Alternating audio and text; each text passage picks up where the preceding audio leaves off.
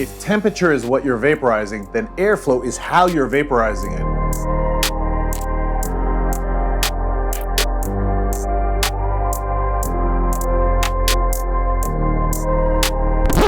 If temperature confuses you, then airflow is where most people unknowingly work against themselves. In the last video, we broke down vaporization temperature, low, mid, and high, and how different compounds release at different temperatures.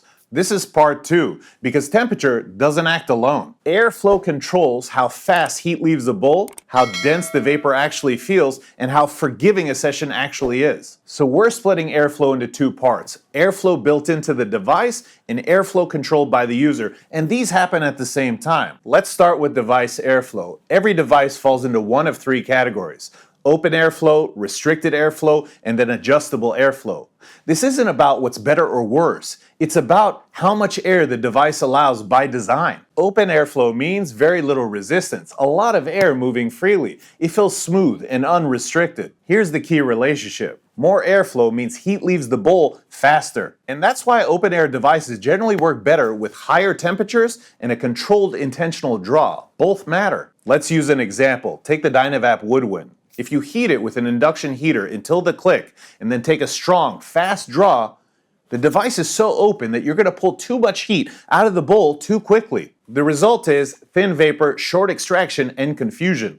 The fix isn't adding more heat. It's taking a slower, steadier draw to allow the heat to stay in the bowl. At lower temperatures, open airflow can often feel weak, not because the temperature is wrong, but because the heat can't stick around long enough. Now let's talk about restricted airflow. Restricted airflow means less air moving and more resistance. Less air moving means heat stays in the bowl longer and the vapor feels warmer and denser. This is why restricted devices often perform better at lower temperatures or with stronger draws. A good example of a restricted device is the Dynavap Vong X. In its default configuration, when used in a 14mm water piece, the device is extremely restrictive. And because the device can be so restrictive, a stronger pull doesn't remove heat from the bowl as quickly, and temperature management becomes more critical. A key takeaway here is if you overshoot the temperature in a restrictive setup, airflow alone will not cool down your bowl enough to compensate. Here's an important note. This behavior is also influenced by bowl material. Materials with higher thermal mass will hold heat even longer. Now let's talk about adjustable airflow. Some devices allow you to adjust the airflow before you take a hit. This sets a baseline for the amount of air that the device allows to pass over the bowl. A good example of an adjustable airflow device is the AirVape Legacy Pro. Adjusting the airflow on a device like this changes 2 things. Number 1, it changes how much air passes over the bowl. Number 2, it changes the extraction and cooling behavior of the device. With adjustable airflow devices, you need to pay attention to 2 things: your temperature and your draw behavior. By changing your airflow and not changing your other settings, that's going to change how a session feels. Now let's talk about user-controlled airflow. By partially or fully covering your air port or your air path, you control how much fresh air enters the system while you're taking a hit. This can help you maintain or decrease the amount of heat that you have in your bowl. On electric vapes, the air path is usually situated on the bottom or on the side of the device. On a manual vape, it's usually a cutout somewhere in the center. Partially covering an air port or an air path is going to increase restriction. Fully covering it is going to allow you to retain even more heat. This allows for real-time control over vapor density and temperature without changing device settings. Now let's talk about draw speed versus draw strength. Draw speed and draw strength are really the same thing. It just depends on what type of system you're talking about. Draw speed is usually used when you're talking about an open airflow system, and draw strength is typically used when you're talking about a restricted airflow system. In an open airflow system, draw speed is going to be the most important. A faster draw is going to do 2 things. Number 1, it's going to allow for more airflow, obviously, but it's also going to remove heat quicker from the bowl.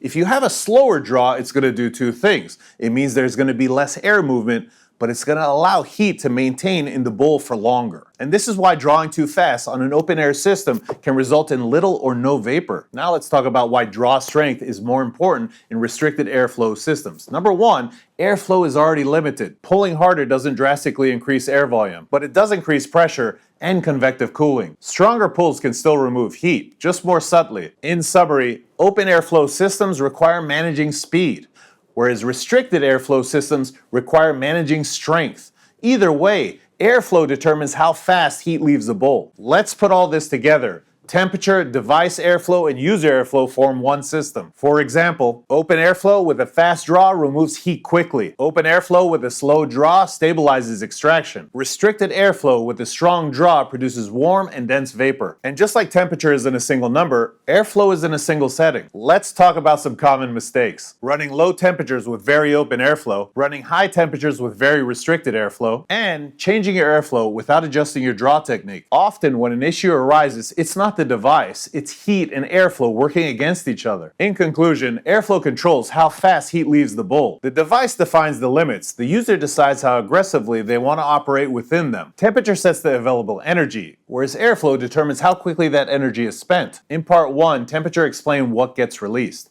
In part 2, airflow explained how it gets released. When you start understanding this, sessions stop feeling random and start feeling intentional. Guys, gals, everybody, I hope you liked this video. If you did, please like, share, comment, subscribe. You know the deal, baby. Till next time.